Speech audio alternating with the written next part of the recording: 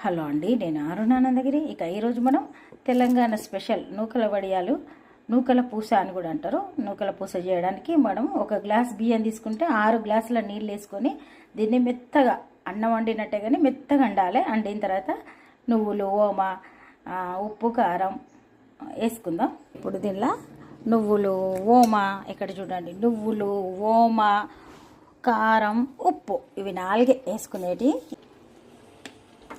ఇక చూడండి, నువ్వులు,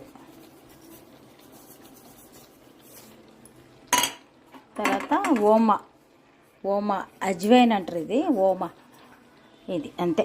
ఇంకా కలిపి మిక్సింగ్ చేయాలి మంచిగా, టోటల్గా కుక్. ఇప్పుడు దీన్ని కొంచెం తడి పెట్టి ఇట్లా పెట్టి కొద్దిగా ఆరిపోయిన తర్వాత చూడండి, టోటల్గా ఆరిపోయినాయి అనుకున్న వాటిని మనం డీప్ ఫ్రై చేద్దాం. ఇంకా చూడండి ఎంత చక్కగా వచ్చినాయి.